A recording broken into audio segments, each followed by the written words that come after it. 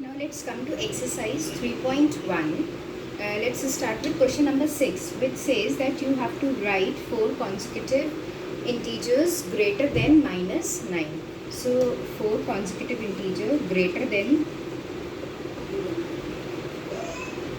minus 9. We are talking about minus 9. So as we have already discussed that what happens in when we talk about negative number, the smaller number becomes the bigger number becomes the smaller number. So actually if we are saying greater than minus 9, so we will write actually the digits which are less than 9, but once we put the negative sign in front of it, those numbers will become greater than minus 9. So if I see minus 9, so just after minus 9 will come minus 8. Minus 8. Now you have to write 4 consecutive, means one after the other. So the first number is minus 8, then after minus 8 is minus 7, then minus 6, and the last number will be minus 5. So the 4 consecutive integer greater than minus 9 will be these. Okay, these are greater. Why? Because we are taking negative numbers. Now let's come to question number 8, which says that on a number line you have to represent few things. So what is the first part? It says which number will we reach if we move 6 units to the right of minus 1.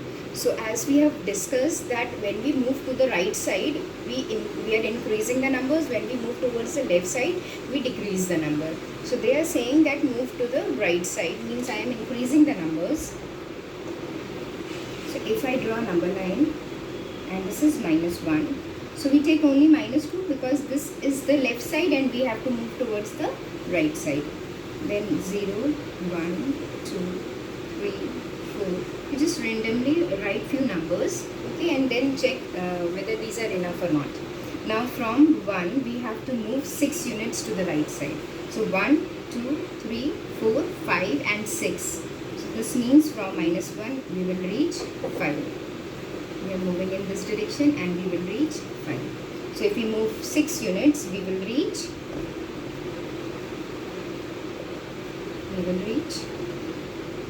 5, positive 5. Yes. Now the third part of the same question says in which direction should we move to reach from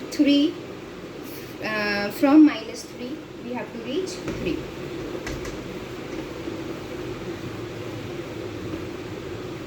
So this says that we have to reach, the third part of question number 8 says you have to reach 3 from minus 3, and they are asking you the direction, that in which direction, whether you have to move towards your right direction or you have to move towards your left direction.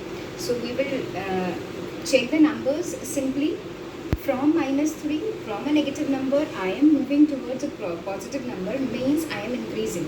And when we increase, which side we move? We move towards the right side. So the direction in which we move is right side. Is right.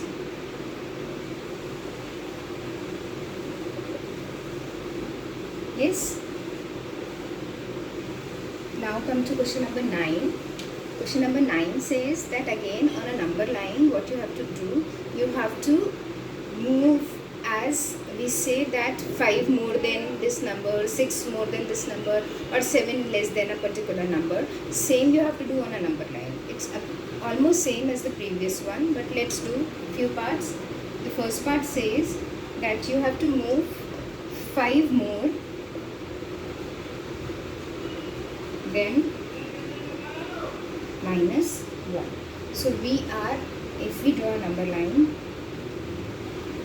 so what we will say that right now we are at minus 1 and we have to more. When we say this word more, then or we say increase, we move towards the right side. When we use the word less or decrease, then we move towards the left side. This means we have to move right side. So 0, let's move, this is 1, then 2 place, then 3 place, then 4 place, then 5 place. I am making one more. So what we will say, 4 more than minus 1.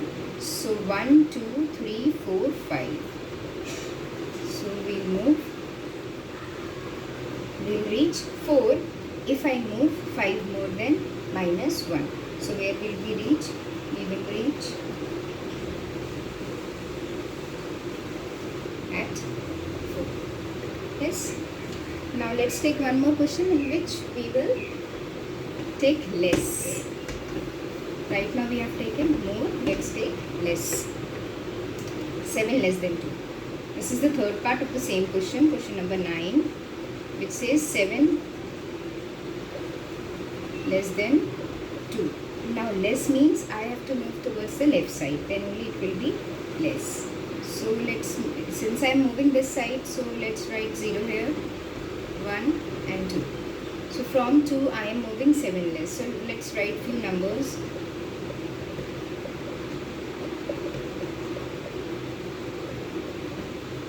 Now 7 less. So this is 1, 2, 3, 4, 5, 6, 7. So this means from 2 I will reach minus 5. Okay. So where will we reach? If I take 7 less than 2, we will reach at